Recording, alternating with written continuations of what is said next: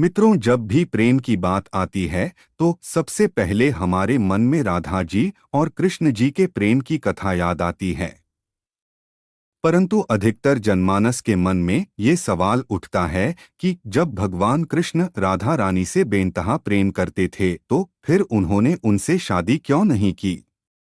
अगर आपके मन में भी ये सवाल उठता हो तो ये वीडियो आपके लिए ही है, क्योंकि आज के इस वीडियो में मैं आपको इसी सवाल का जवाब बताने जा रहा हूँ कि आखिर भगवान श्री कृष्ण ने राधा रानी से विवाह क्यों नहीं किया।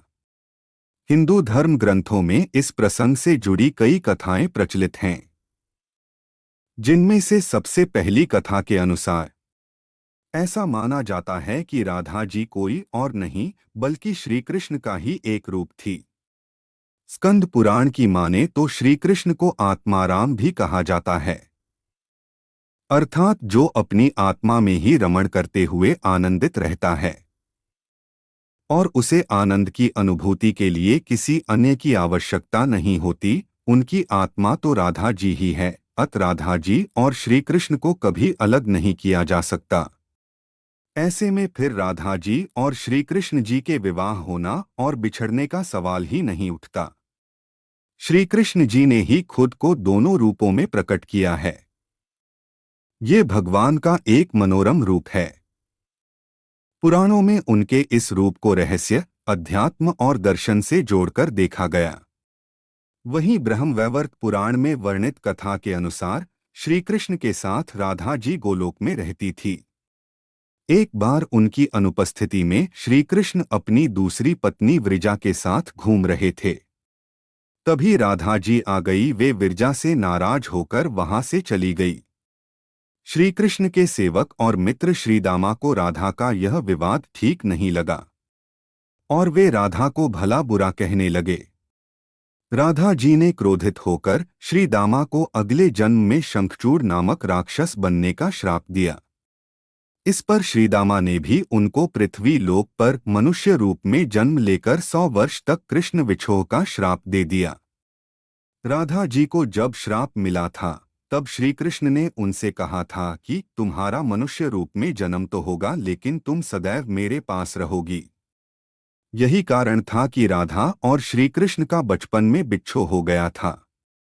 जबकि रामचरितमानस के बालकांड के अनुसार एक बार विष्णु जी ने नारद जी के साथ छल किया था। उन्हें खुद का स्वरूप देने के बजाय वानर का स्वरूप दे दिया था। इस कारण वे लक्ष्मी जी के स्वयंवर में हंसी का पात्र बन गए और उनके मन में लक्ष्मी जी से विवाह करने की अभिलाषा ही रह गई थी। नारद जी को जब इस छल का पता चला तो वह क्रोधित होकर बैकुंठ पहुंचे और भगवान को बहुत भला बुरा कहा और उन्हें पत्नी वियोग का शराप दे दिया। नारद जी के शराप की वजह से रामावतार में भगवान रामचंद्र जी को सीता का वियोग सहना पड़ा था और कृष्णावतार में देवी राधा का। इसके अलावा एक अन्य पौराणिक कथा के अनुसार राधा जी श्री कृष्ण से 5 वर्ष बड़ी थीं। राधा जी ने श्री कृष्ण जी को पहली बार जब देखा था जब उनकी मां यशोदा ने उन्हें उखल से बांध दिया था।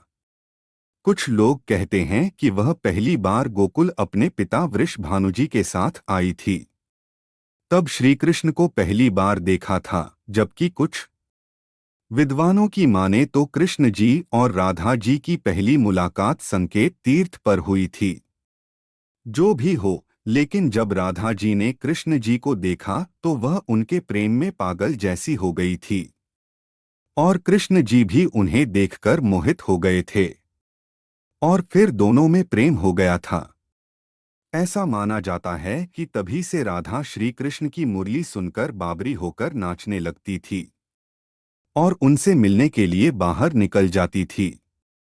जब गांव में श्री कृष्ण और राधा जी के प्रेम की चर्चा चल पड़ी तो राधा जी के समाज के लोगों ने उनका घर से बाहर निकलना बंद करवा दिया। जिसके बाद एक दिन श्री कृष्ण ने अपनी माता यशोदा से कहा कि माता, मैं राधा से विवाह करना चाहता हूँ। यह सुनकर यशोदा मैया ने कहा कि राधा तुम्हारे लिए ठीक लड़की नहीं है। पहला तो ये है कि वह तुमसे 5 साल बड़ी है और दूसरा यह है कि उसकी मंगनी रायण के साथ पहले से ही हो चुकी है और वह वहां की सेना में है जो अभी युद्ध लड़ने गया है। जब आएगा तो राधा का उससे विवाह हो जाएगा, इसलिए उससे तुम्हारा विवाह नहीं हो सकता।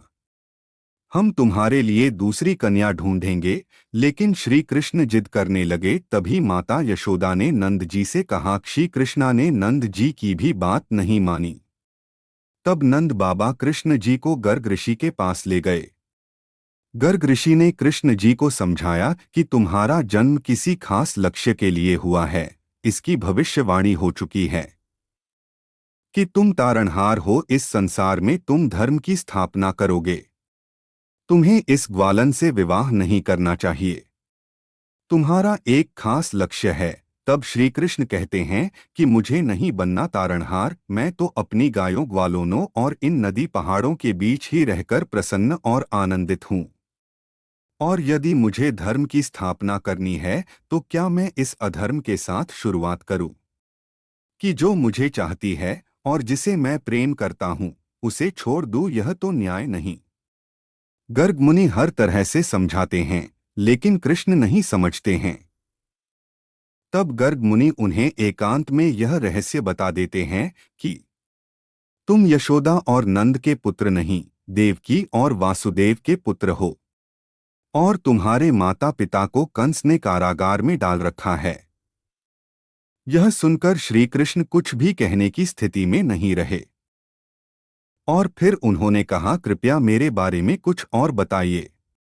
तब गर्ग मुनि ने कहा कि नारद ने तुम्हें पहचान लिया है और तुमने अपने सभी गुणों को प्रकट कर दिया है। तुम्हारे जो लक्षण इस ओर संकेत करते हैं कि तुम ही वह महापुरुष हो जिसके बारे में ऋषि मुनि चर्चा करते हुए आ रहे हैं। यह सुनकर श्री कृष्ण चुपचाप उठे और गोवर्धन पर्वत की सबसे ऊंची चोटी पर जाकर अकेले आकाश को देखने लगे। बस वे वही दिन भर रहे और सूर्यास्त के समय ज्ञान को उपलब्ध हो गए। वहीं से उनकी दशा और दिशा बदल गई। फिर उसके बाद श्री कृष्ण कंस के बुलावे पर वृंदावन छोड़कर मथुरा चले गए और इधर राधा का विवाह यशोदा के भाई परायण से हो गया। मित्रों, इसलिए भगवान कृष्ण ने कहा कि राधा तो मेरी आत्मा है, भले ऐसे में मैं उससे विवाह करूं या ना करूं, इससे क्या फर्क पड़ता है। विवाह के बाद भी राधा का ना तो मेरे प्रति स्नेह कम हुआ और ना ही मेरा राधा के प्रति। इसलिए मित्रों, अगर आप भी किसी से प्रेम करते हैं और आपकी उससे शादी नहीं होती है तो निराश ना हो, बल्कि उसके प्रेम को अपने मन में हमेशा के लिए याद रखें, जैसा कि श्री कृष्ण ने किया था। तो मित्रों, उम्मीद करता हूँ कि आपको श्री कृष्ण और राधा जी की यह प्रेम कथा पसंद आई होगी।